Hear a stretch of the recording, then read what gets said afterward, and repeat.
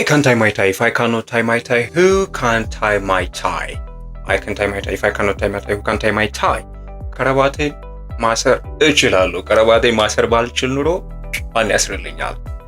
እንደዚህ አይነት ነገሮች tongue twister ይባላሉ። Tongue twisters are really helpful to level up our speaking skill, right? ፈጥናችሁ ለማውራት የምትፈልጉ ከሆነ first practice more and more tongue twisters, right? So ዛሬ we're gonna see modal verbs. Did I say hi or hello? I didn't say that. So hello everybody, this is Abraham with Language Gym ማለት ነው. So the first question that I have for you is, what is a modal verb? ምንድን ነው modal verb የምንለው? What is a modal verb? I think that's a nice answer. Thank you for responding, right? Modal verbs are helping verbs. They give more information and more specific meaning in sentences. ምንድነው modal verb የምንላቸው? አረፍተ ነገሮቻችን ላይ ተጨማሪ መረጃ እና ትርጉም ይሰጡናል ማለት ነው። ኦኬ፣ ለምሳሌ I can swim very well. I can swim very well. በደንብ መዋኘት እችላለሁ። For real, I can't. እውነቱን ለመናገር እኔ አልችልም መዋኘት፣ ግን I can swim very well ማለት በደንብ መዋኘት እችላለሁ። So I swim very well ማለት በደንብ እዋኛለሁ ነው። I swim ብቻ ሲሆን እዚህ ጋር ካን በመግባቱ ግን እችላለሁ የሚል ስሜት ይሰጠዋል ማለት ነው። ስለዚህ I can swim very well. Okay? And as you can see here, modal verbs are followed by main verbs. Okay? Main verb ማለት ደግሞ ከዲክሽነሪ ቀጥታ የተወሰደ ቃል ነው የሚወስዱት ማለት ነው። Okay? I can ካልን በኋላ I should ካልን በኋላ I must ካልን በኋላ we don't need to add s verbs or ing ends. የing መጨረሻ ላይ ing አናስገባ ማለት ነው። Okay? ለምሳሌ ምክረ ሀሳብ እንዴት ነው using modal verbs የምንሰጠው? You should be more careful. You should be more careful. የበለጠ መጠንቀቅ ይኖርብሃል. Otherwise maybe there is a bad consequence ማለት ነው, right? ለምሳሌ አልማዝ works hard. አልማዝ ጠንክራ ነው የምትሰራው አይደለ? ነገር ግን ጠንክራ መስራት ግድ ይላታል ስንል when we talk about certainty we use must. አልማዝ must work hard.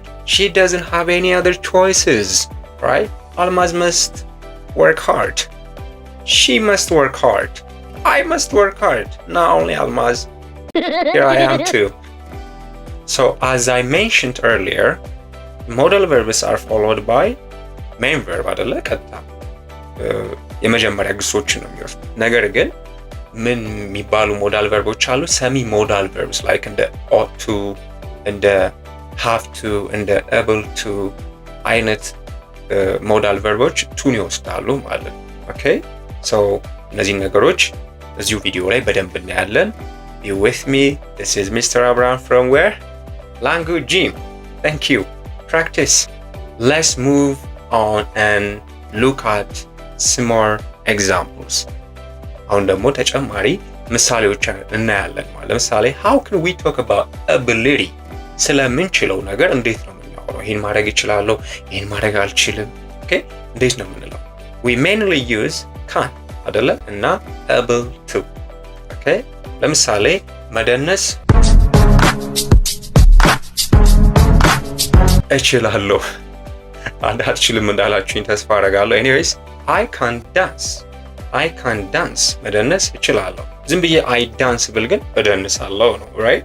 ነገር ግን I can dance ብል እንዳልኳችሁ ልቻልም አልቻልም እደንሳለሁ። ነገር ግን more information ሰጣችሁ I can dance መደነስ እችላለሁ። መደነስ አልችልም I can't dance እስኪ ላግዝህ አልችልም በሉኝ።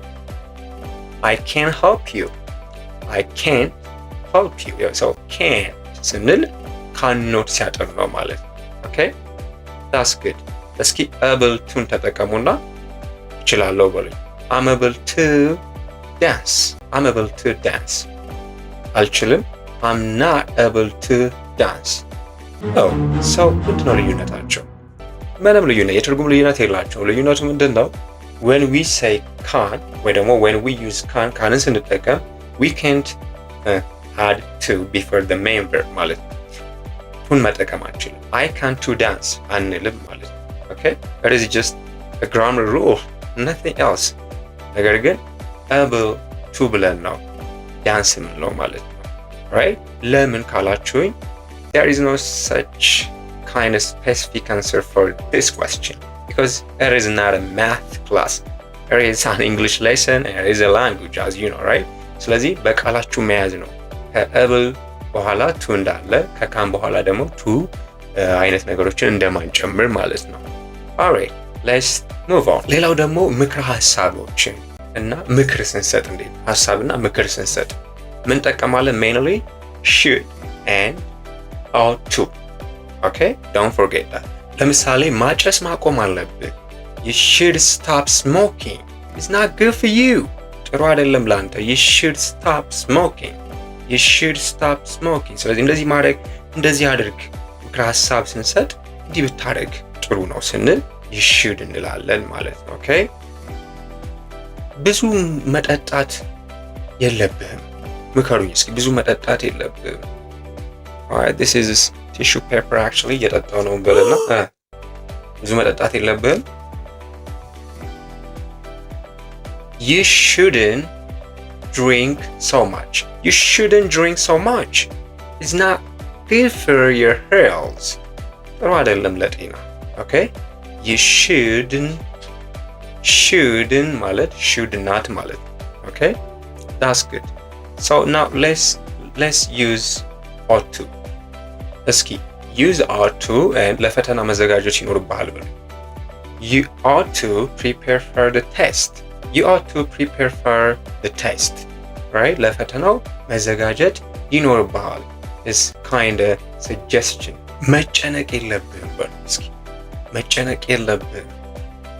you ought not to, you ought not to be worried, you ought not to be worried. nice ጥሩ አይደለም ጭንቀት ቀንሱ።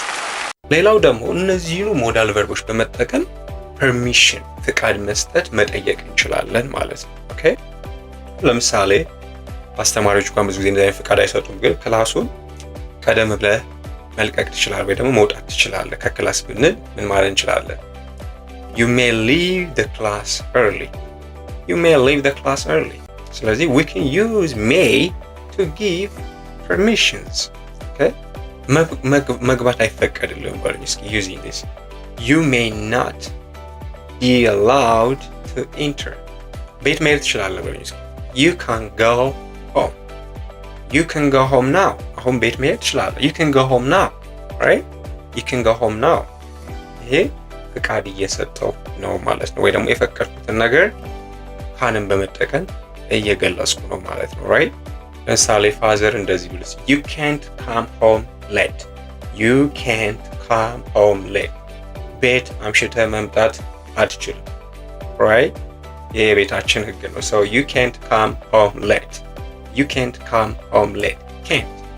cannot I told you earlier። ሰው ደግሞ certainty እርግጠኛ ሆነን አማራጭ የሌለውን ነገር ስናወራ እንዲህ ማድረግ ግድ ይላል፣ ግድ ይልሻል፣ ግድ ይላችኋል ስንል እንጠቀማለን must። ለምሳሌ you must study English፣ እንግሊዘኛ መማር ግድ ይልሃል። if you need to go abroad፣ ውጭ ሀገር መሄድ የምትፈልግ ከሆነ you must study English means is not your choice፣ ምርጫ አይደለም ማለት ነው። right? you must not cheat on the test፣ you must not cheat on the test። ፈተና ላይ መኮረጅ በፍጹም አትችልም። you must not cheat on the test፣ በፍጹም እንዲህ ማድረግ አትችልም ምናምን ስንል must እንጠቀማለን ማለት። ስለዚህ a person doesn't have any choices ማለት ነው። ኦኬ ስለዚህ እንዲህ ማድረግ ግዴታ ነው ስንል አማራጭ የለህም ስንል ስለ ህግጋቶች ስናወራ we use must very often ማለት ነው። ኦኬ አሁን ደግሞ let's talk about possibility። ምን ሊሆን ስለሚችል ነገር ለምሳሌ ብልህ ሊሆን ይችላል። ይሄ ማለት ሰውየውን በደንብ አናውቀውም ብቻ ሊሆን ይችላል ብለን ገስ ስናደርግ he could be smart፣ he could be smart ምናልባትም ላይሆን ይችላል እኛ ዝም ብለን እየገመትን። ስለዚህ we can use could to talk about possibility with the future or the present. okay ለምሳሌ couldን ብቻ ሳይሆን may መጠቀም እንችላለን። ለምሳሌ she may be late today ዛሬ ልታረፍድ ትችላለች። she may be late today ተግባቢ ሰዎች ሊሆኑ ይችላሉ ምናልባት they might be friendly might ምን ማለት ነው? ምናልባት ስንል we use might. I thank you for watching this video. Have a good time. Subscribe my channel. Thank you so much.